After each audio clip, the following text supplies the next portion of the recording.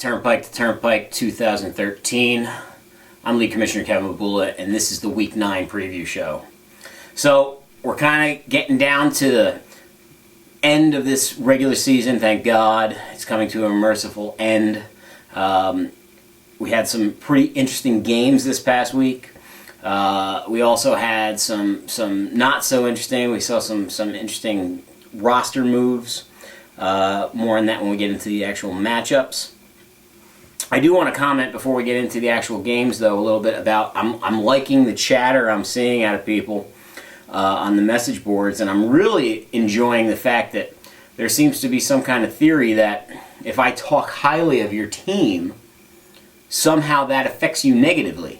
So if I were to say, I don't know, Bob Crane, your team's doing really well, that's going to affect his team, he thinks. Or if I was to say, Mike Bond, your team's not doing so well, would that turn around and does it have a reverse effect? Because if I can control the outcome of these things, I'm going to really take advantage of this. I'm going to start talking about how, well, I've been talking about how poorly my own team is. Maybe it doesn't work on myself. But I'm interested to see what you guys really feel. So it's going to be the question over here or here, wherever it is on your browser, as to, do you guys really think that if I talk, do you really in your heart believe that if I talk positively about your team, are you going to wind up getting screwed? I'm not asking I'm asking everybody. I'm not just asking you, John Moore, because I know what your answer is going to be. But let's get into this past week's action, and we'll talk a little bit more about this jinx as we go into these teams. First one I want to start off with is Mr. Sheehan's 1 gram equals a pound visiting Chris Long's as Guardian Thunder Gods. And to Chris's credit, although we might have been confused by the message board when he posted it, he posted a guarantee. He pulled the old Joe Willie Namath and said he's going to win. And he did. But if you looked at it, it looked like it was Greg making the comment about it because he did it under that login. So it was under Get Work Done, and I was confused when they were going to play each other. Was he predicting he was going to play them in the I don't know. But it turned out it was Chris, and he was playing Sheehan, and he said he was going to beat him, and he did. He beat him 103-70. Chris got 37 points out of Andy Dalton. Chris, awesome start for him. What a great idea. Andrew Luck on a bye. You plug this kid in, and the Red Rifle has his career day. You had to feel great about that. That was an awesome pick. Harry Douglas again performed for you, and he also got 11 points out of Jamal Charles and 15 points out of your kicker Mason Crosby. Where Brian's team was led by his luxury tight end, Jimmy Graham, once again, who seems to be only being used right now in red zone opportunities. Doesn't look like he's getting the looks all over the field anymore because of that lingering injury with his knee or ankle, whichever that is. But he did get 15 out of them. He also got 12 points out of the Steelers defense and 12 points out of Ryan Suckup. So with that win, that was a big win for Chris. He moves to 5-3, knocks Brian down to 6-2. That the playoff teams are really starting to separate themselves from the bottom of the pack. Both of these guys should be in the playoffs. Up next, we've got the aforementioned Downingtown Destroyers, John Moore's team, taking on Greg Long's Get Work Done. And Greg wins this one 129-105. We are talking about 41 points out of Marvin Jones for Greg. And great start on a spot for you there, Greg. 28 points out of Peyton Manning. And he also got 18 points out of Noshawn Marino. Noshawn Marino has really been a really great back for you. Somebody that I'm sure when you drafted him, you didn't think was going to be nearly as valuable. There was a lot of speculation over what was really going to happen in the Denver Bronco backfield between Marino and Ronnie Hillman, and then they also had Monte Ball. So it really played out nice for you that you got him. Where John had 29 points. Well, first he got 33 out of Golden Tate. That was very unexpected on Monday night, which made this game a lot closer than what he expected it to be. Those 33 points really were what put him into at least a decent showing of this. Before that, he had 29 out of Colin Kaepernick, and he also had 15 points out of his running back, Alfred Morris. Now, John, I'm sorry about talking highly about your team for a while, but you know, this is one of those things that you faced a team that's a juggernaut. We talked about it when you were here to do the hosting a couple weeks ago. We talked about it over the weekend. I want to thank you publicly on this forum. John Moore came over this past weekend and helped me out with a home project. I had a little remodeling project in my dining room. I called up John. John was over. He had all the help I could handle to get my new dining room finished. But what I was saying is I was not purposely jinxing you by talking about this, but we spoke about how good both Long Kids teams are. And, you know, when you're getting 41 points out of your backup wide receivers because some of your other receivers are on a bye week, that's pretty damn good.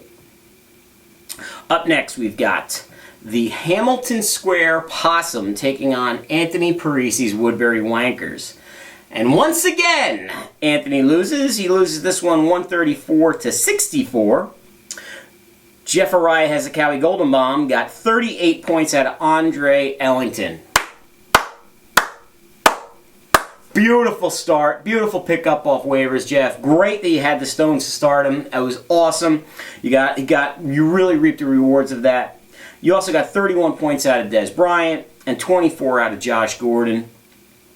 Anthony wound up getting 17 points out of his kicker, Dan Bailey. It's never good when I say your kicker's name first is the guy who's leading your team in scoring. 16 out of your Oakland Raiders defense and 16 points out of your first-round draft pick, Reggie Bush. So with that loss, Anthony drops to 2-6, and he is now almost in the basement, which is not where either of these teams are, when Kenny Long's Gladiators took on Jeff Szymanski's Paper Tigers. Now, here's a story around the office. This is pretty funny. Jeff watched the 1 o'clock games and he watched the 4 o'clock games and felt comfortable with his lead that he had at the time. Then he watched The Walking Dead and went to bed. Woke up the next morning and found out that he had no chance. That no chance happened because Kenny Long got 41 points out of Jordy Nelson in the Sunday night game. He also got 31 points out of his quarterback, Aaron Rodgers, so he had double points on them. And then he also got 17 points out of his Seattle Seahawks defense. Well, Jeff, make no mistake about it, he had a great game. He had 37 points out of Matthew Stafford. He had 19 points out of Darren McFadden. And he also had 18 points out of his New Orleans Saints defense. At the end of the game, Jeff had lost this one 141-121. Both Long kids won this week, guys. Look out for them when those kids get together, which we're going to talk a little bit more about that in a little bit. It's going to be fun because they are both two teams that could very easily win this championship. Up next, we got my buddy Mike Bond taking on my not-so-buddy Bob Crane, which, by the way, none of you guys, I'm going to take you to task a little bit now. I have no Dear Bobby C this week. Nothing to ask. I can't even play my sounder with Anthony screaming and playing guitar and hitting drums and cymbals and one-man band in it. I can't do that this week because nobody sent me a question. And I'm not really talking about the usual guys. Chris, I know you're going to send me something this week because I'm talking about it. I'm sure you'll send me something. Jeff Goldenbaum, you'll send me something, I'm sure.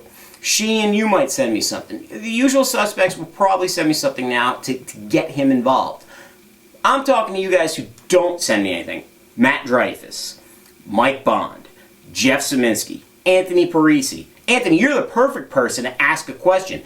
Ask Bob for advice. How can you get off this losing streak you're on and shut everybody up, including yours truly? Send that question off to dearbobbyc@gmail.com. Bobby will answer your question. I want to get that segment up and going again next weekend. Until then, we can talk about Bobby's team last week when he took on Mike Bond. Julius Jones visited Eastfall Jedi. And Bobby wins this one 120-89. And what can I say? It's basically two players. All Bob needed were two players last week. He had 47 points from his quarterback, Drew Brees, and 46 points from Calvin Johnson. That was enough alone to beat Bond. Then you throw in 10 more points from D'Angelo Williams. Bond gets 31 points out of his Cincinnati Bengal defense. Another thing you never want your first score, high scorer to be is your defense. Kicker or defense. He gets 31 out of Bengals. He also gets 16 out of Eddie Lacy and 15 out of his running back, quarterback Matt Ryan. And in the last match from last week, we have my Warriors of Babylon taking on Matt Dreyfus' Fish Down Off in the Corner, a team that I trumpeted last week as saying, look out for these guys. So maybe there is something to this curse that everybody seems to think that there is. But I took them on, and I won my second game of the season, 125-116.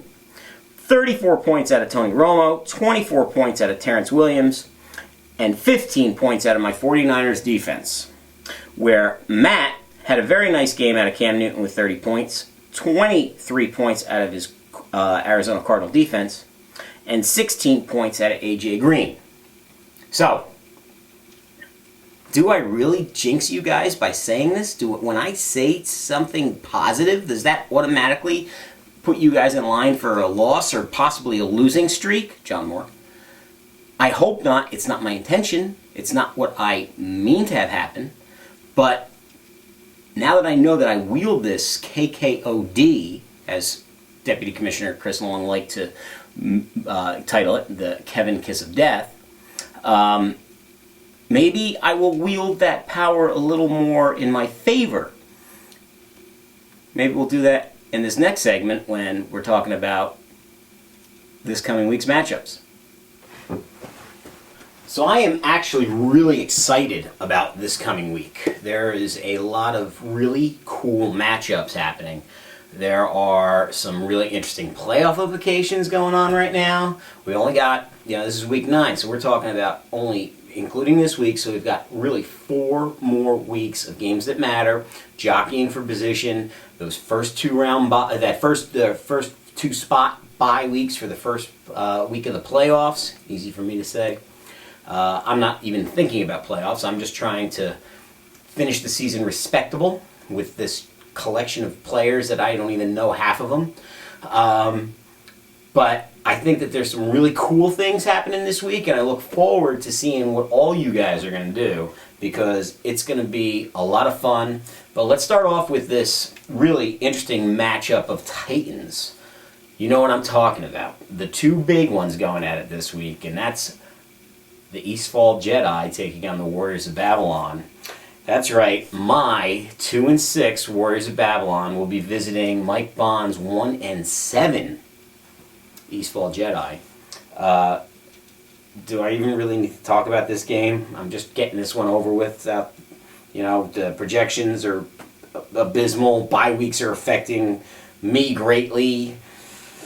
I don't know. I'm going to go to another game right now. Let's just go right here to the 2-6, or the 6-2 rather, 1 gram equals a pound, taking on the 4-4 Downingtown Destroyers. Wow, John, I am really sorry that I've done this to you, if that's what you feel, but this week's going to be very tough on you because you are taking on a super team, really one of the best teams in the league. See where I'm going here? This team is built for a championship run. It's got a tight end that can't be stopped in Jimmy Graham unless it's between the 20s. This is going to be a ass-whooping of titanic proportions for you, John. Brian is going to crush you when his Robert Griffin III takes on your Geno Smith. Oh yeah, that's right. Colin's got a bye week. Woo! All right, let's go to the next one. This one's going to be fun. We've got Deputy Commissioner Chris Longs as Guardian Thundergons taking on the incredibly hot, the incredibly surging Hamilton Square Possum. And right now, this is going to be a close game, but I think that we've got some life in Mr. Goldenbaum. This team has won 4 in a row. Don't look now. I mean, he was in the basement battle with myself 4 weeks ago, and he hasn't lost since. Jeff, your team is awesome, but not as good as Mr. Long's. Chris's team really is one of the better teams in the league. So Jeff, I think that this is going to be a tough one for you to win. Up next, we've got Mr. Parisi's Woodbury Wankers visiting Julius Jones. Now, folks, I don't know what their final roster is going to be come 1 o'clock Sunday. But right now, can I just tell you what the projected total is right now that I'm reading on this screen right here? Anthony's projected to have a total of 55 points. Bob is projected to have a total of 60. Wow.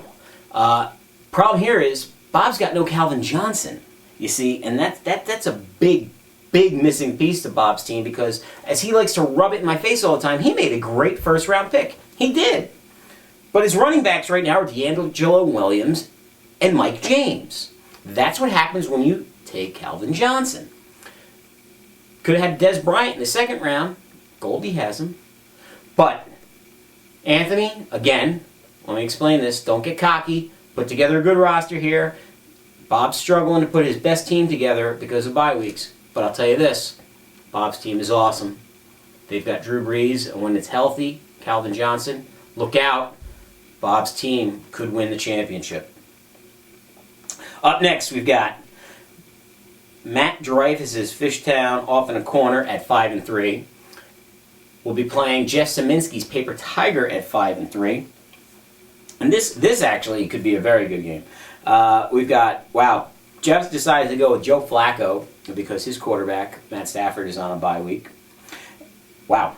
108, he is favored to win this over 73. Now, I know I gave you the kiss of death already, Matt, by telling you how good your team is, and I still believe it's a very good team. It really is. He just had a rough week last week, and he scored a lot of points. But Jeff's team is awesome. Just an awesome, awesome team, and it could clearly be on its way to winning a championship. And in the last matchup of this coming week, we have really the matchup of the week, and that is the Long Bowl, part 2, 3, whichever one this is. I think this is the third one of the season. And that's where Kenny takes on Greg.